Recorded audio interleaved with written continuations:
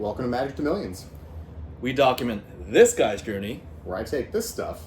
and turn it into this stuff.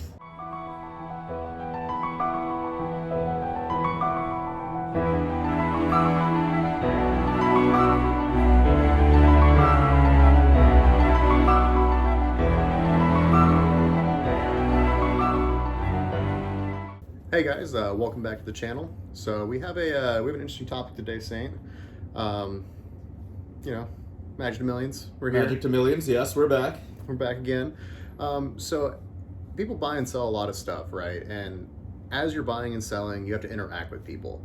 And Unfortunately. there is the unfortunate side effect of that. Yes.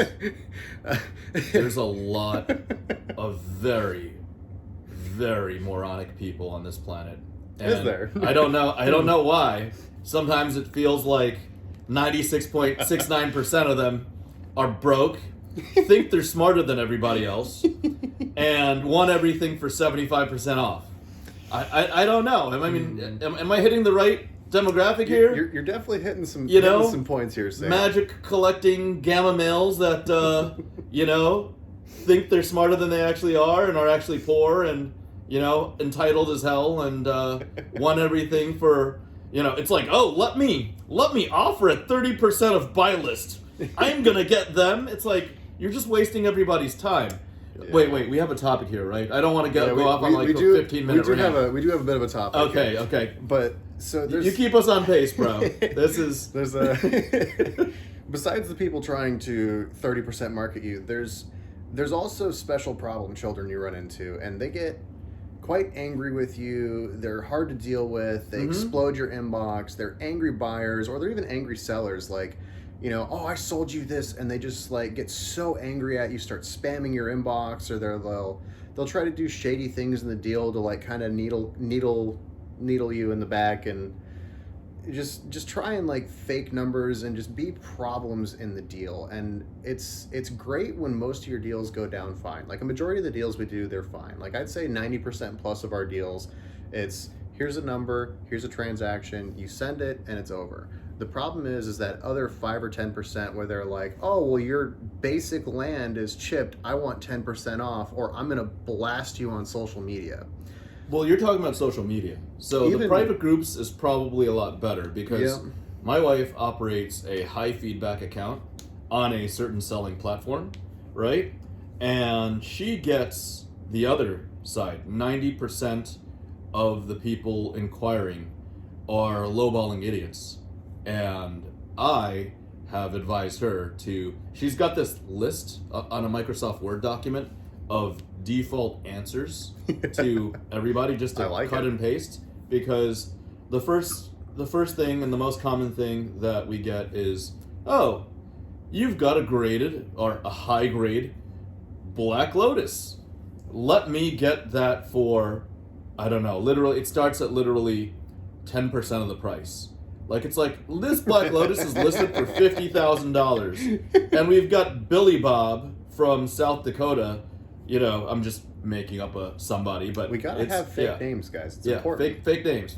No real people are represented in this video. Billy Bob from South Dakota literally takes a picture of $6,000 in cash. Like, okay, I know it's listed for 50, but hey, look, I've got $6,000 in cash. That's a real offer. That's a lot of money. And I'm like, really?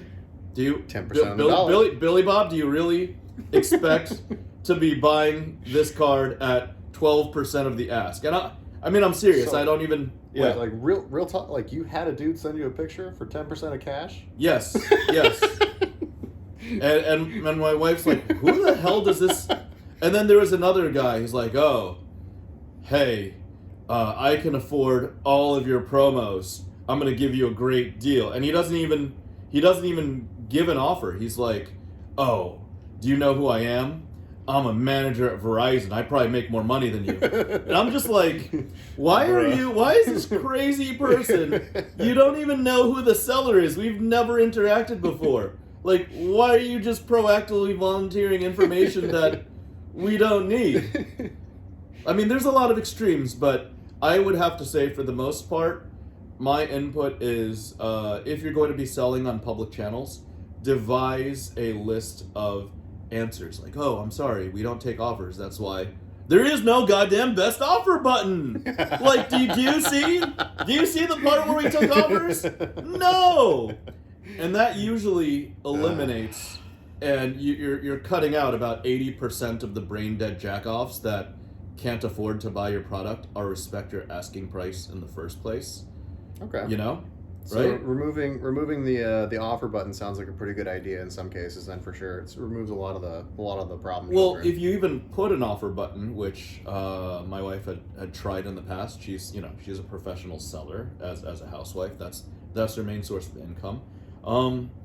Then you're gonna get all sorts of offers, and then afterwards you're gonna get, meaning it's like, oh, best offer. You're gonna get literally everybody offering as low as 10%. Up to, I don't know, 60%, and I would consider that all insulting offers if you're trying to list in your market. Yeah. And then afterwards, then you put a threshold, and then you got people gaming the system for that last cent, like down Gotta get that penny. down to the dollar, hopefully down to the cents. They'll like log in multiple accounts. They've got like 5 offers, and literally you could have like a $20 card. I don't know what's $20. Like, I don't know. Let's call it a Lotus Veil or like a Keljorn Lotus Petal. I think it's like Lotus 19 Petal. bucks, 20 bucks right now. So yeah. And then you'll list it at 20, and then you'll have some jackoff literally fire off, and then fire off like 10 bucks, 10 bucks, then 12, then 13.50, then 14, then 14.69, and then it's like, oh crap, I ran out of tries. Let me log into a different eBay account. Oh crap, I said it. Yeah, 14.80, 14.99. It's like, do I really want to interact with this human being? And then not only that, the people that will go through all that trouble to save down to the penny on a $20 card, they will also complain the most. They will also request partial refunds. And there are people that will blackmail you with either give me a partial refund or I will leave you bad feedback. Yep. And you see, that's why you go down that rabbit hole and you open up, you allow space for entitled buyers. Yeah. And then you're basically inviting bad behavior. Yep. Right? Am I making sense there? No, you are. Absolutely. We're both sellers, but I think you would say you sell more on a separate platform, and mostly on social media, right? I do sell mostly on social media and a different platform. I am working on the other platform as well, but I got to build up there and get my rep up and stuff, so it's a little more credible. But I actually had an incident recently with someone on a platform that's really great for selling singles, and the support staff actually ended up intervening because this individual was sending me so many messages, and they were so angry, and they were like legitimately harassing me.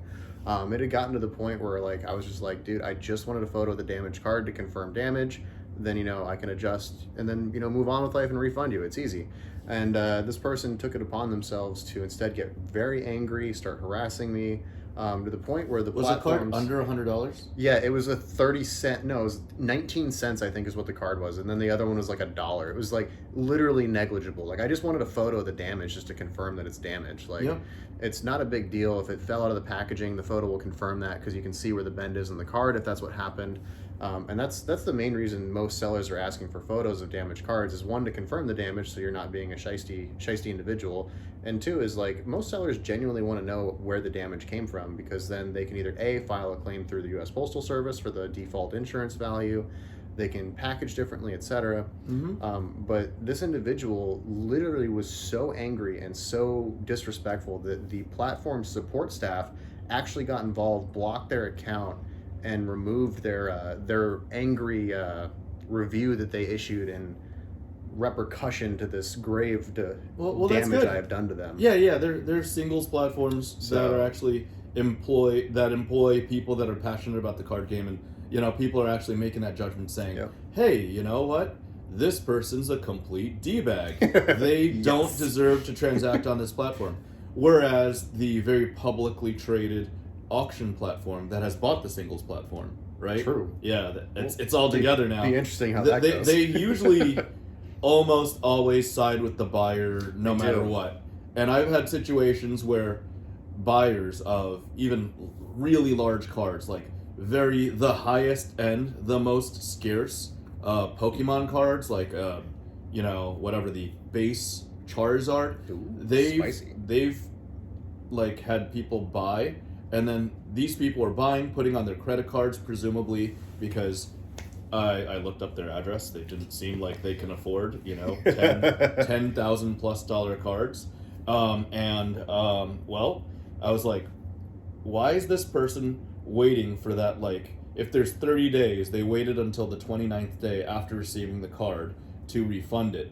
These people basically just wanted to free roll the window of owning that card, and exploit that window, maybe hoping that card spikes in this 30-day period plus shipping, so it's maybe with authentication like 45 days, and they just want a free roll. They want a free roll on their credit card, they want a free roll on the seller, and they're like, oh well, if I buy it for 10, I put on my credit card, I'm going to exploit the system to any extent possible, so that maybe, even if it goes up to 10.5K or even 11K, you still make a few bucks. I'll make a couple dollars off my credit card. And I mean, that's just penny wise and pound foolish, because most of the time you're not going to succeed.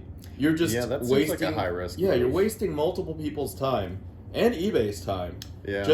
And you're wasting your own shipping fees on the return. Right? You're wasting our shipping fees as sellers. And it's just not very productive. I mean, it's really not. But the nice thing about the online platforms is they do have the help windows to kind of assist with those kind of problem clientele. Yeah. What's something you normally do with, say, like on a public place like Facebook or MySpace that's dead now because no one uses that? Mm-hmm. What do you do, say, when you get an angry buyer on there, or even like an angry seller, like, oh, I totally sent you that card, but then you're sitting there looking at it and it's just missing? Like, how do you handle angry persons on those? I have never actually sold on social media. Really? I've never actually sold on social media because I don't want to deal with that fallout. Okay. And I don't personally like interacting with people in extended capacities, especially if they're significantly dumber and not of the appropriate socioeconomic background to be handling TCGs in the first place. It's an honest consideration, because somebody with screenshots or this or that and jumps the gun and calls you a scammer. I had it happen really early on in Magic the Gathering on some certain graded groups and on some certain high-end groups. The admins, like, there was an admin of a graded group. I was looking out for them, and they were like, oh, hey, one day I'm going to make enough money to buy this Admar's PGA or AP watch, and there's only one good one, the Royal Oak. And I was like, oh, I happen to have a contact who's going to help you. And this guy, this admin, just let it go to his head, let his position go to his head. And he's like, oh, who do you think you are private messaging me? I don't need your help. I didn't ask for your help. And I'm just like, what? I'm just I try to be nice, bro. I try to be nice. You posted this brag post about how you're doing so well in selling graded cards, and you want to contact. I have a contact that will source you this watch. It was pre-crazy Black Swan spike. This is like 18 or 19. And I had a contact that could offer it to him at like 15 to 20%. I thought it was the right thing to do. And I wasn't an admin at the time, but he's like, oh, well, if you talk to me like that, if you continue talking down to me anymore, then I'm going to consider banning you. And I'm just like, well, hello to you too. And that was literally my first taste of these power-tripping, needle-dicked, social media admins. For the graded group, he happens to be one of those stereotypical power lifters in Europe, right? Okay. ED. Now you know, right? There's a guy. Yeah, exactly. So Mr. E. Dean, same guy will brag about something, and then when you actually offer to help, and he doesn't actually have the money, right? He will, get all defensive.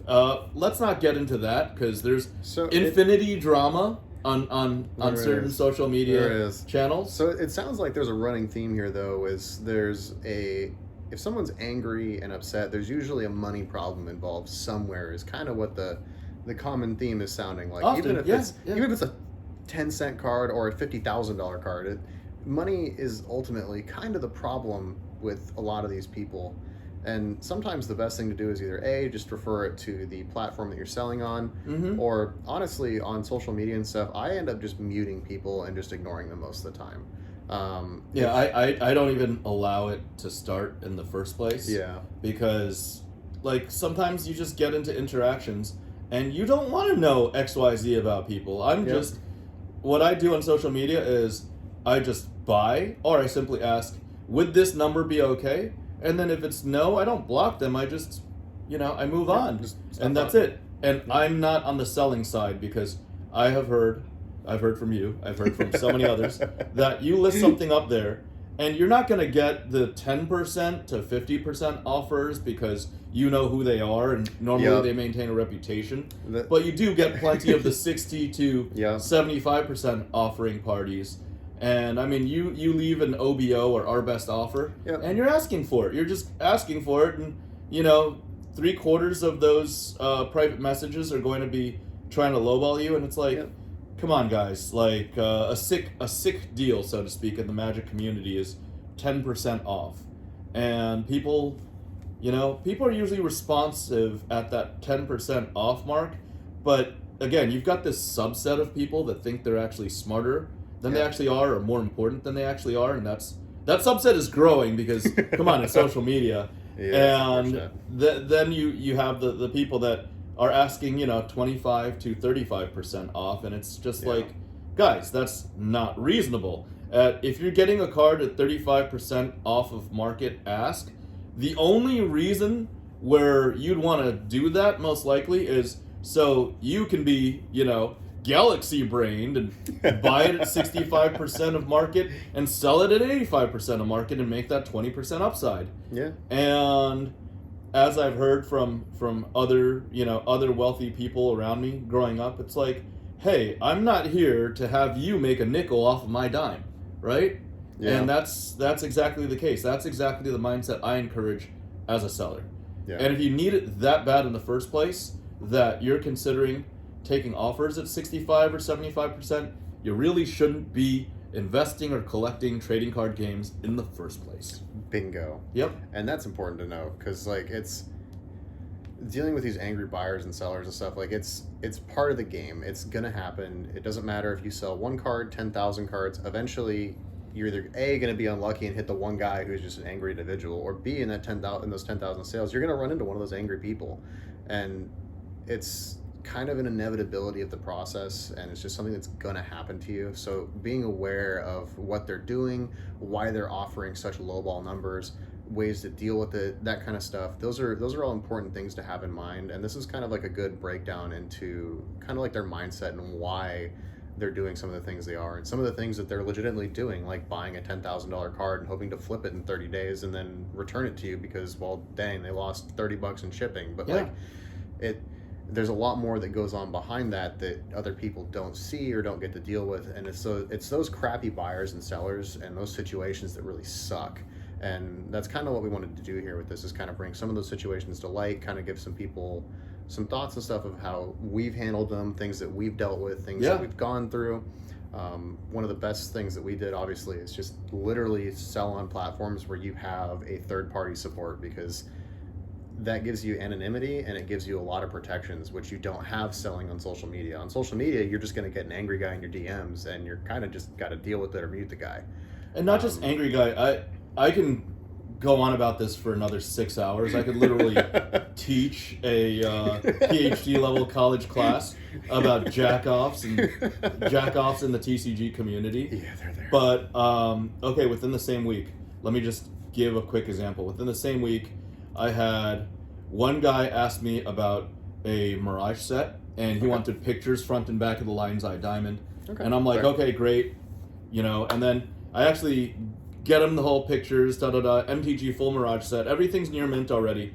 And then he baits me into a conversation after the pictures and after this and after, oh, I just want to make sure, oh, can you get it to me in video? Oh, can you talk to me off the platform? And then it's like, no, I can get you pictures. Okay, fine, I'll get you a second set of pictures. And then he proceeds to offer 40% of the asking price. Like, okay, it's $1,000. I'll give you $400 now that you've actually done work. Same thing. An unlimited, high-graded hypnotic specter, whatever it was. Maybe I was asking $250. Then it's like, oh, could you do this? Oh, could you do that? I need another angle. I want to make sure there's not a chip. And this is all within the same week. There's a third question where I think it was a 4th edition set. Asked me for a Sylvan library, this and that. And like I was tracking this. I normally, because of copious experience, I normally I advise my wife to not even interact. I did it just to have like for a 30-day period, just to have a marker, just to have enough data to see what human behavior is. And this bait and switch move that has just been really rampant in the past 2 years it's all over there. And nowadays, honestly, because my results were about 80-20, where 80% of the time they're baiting you into extra labor, extra work to try to get you committed. Yeah, and then they look. Yeah, exactly. Now that I'm in, I feel committed to the deal. All this time and effort, like all right, I'll give you 20% off so I can close. Literally, out of probably, I have data on probably 50 requests over 90 days, and 40 of the 50 requests were blah blah blah, and some variety of, oh, I'd love, now that you've done all this extra work, now that you've responded to me, now that you've given me and confirmed extra pictures than this, now I'd like to offer you 40, 50, 60%, whatever the number is. It's always an insulting offer. Really lowball number. Yeah, it's some lowball number. And it's like, oh, now you just wasted both of our times. I guess your time's simply not valuable. Your time's probably less valuable than a minimum wage worker at a Wendy's. But you're going to spend your time wasting multiple people's time. And yes. I guess that there are other sellers that are desperate enough in this day and age that they will allow themselves to be compromised and exploited in that way. Yeah. So don't be one of the sellers, because you're screwing it up for other people. You're allowing this entitled behavior. That's what I'm going to leave everybody with. Yeah. Because, I'll show you after we get off this episode. Okay. Like, this guy squandered resources. Oh, I'm a very interested buyer. It's like a $19 card. I need to make sure that everything is mint. I want the condition on the surface. And I was like, okay, this is like last week. This is gonna be the last out of like the 50 sample size that I get. Oh, I'm ready to buy today. And then it's like he wrote three messages in one day. I'm just like, really? This piece of work is going to ask for additional pictures on a $20 card? I give it to him. A week goes by, not a word. And it's like, okay, at least he didn't come back with the, will you take $12 for it? It's like, really? Really, man? Like, wasting my time. No, I'm just doing it for science, for TCG purposes. And there's just so many people out there. My advice is, firstly, just sell the stuff that you really don't care for, and don't put yourself in a position. Don't ever be over leveraged in the first place where you need to sell. It's like, why did you buy if you're going to put yourself in a position where you need to sell? Because whether you like it or not, you're going to have to deal with these people that we've been talking about for over 20 minutes, and 80% of them suck and aren't interested in making a good faith deal. Because have you seen the world after 2020? Have you seen the people walking around? Some of them are viewing this video and quietly seething right now, like, oh, how dare you talk down to me? You've insulted my methodology of buying cards cheaply. Don't buy from me then. Yes, don't buy from either of us in that case.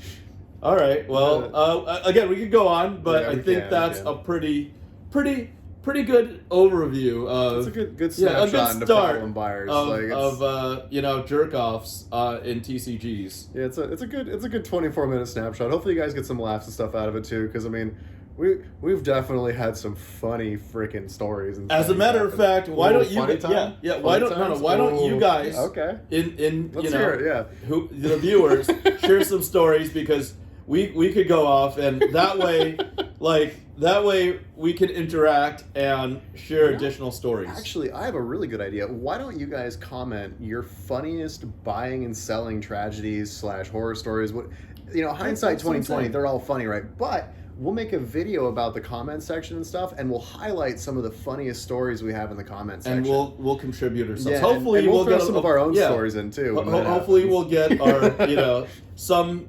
interesting experiences, and we can share like a community. So comment down below your funny buys and sells you've run into with people.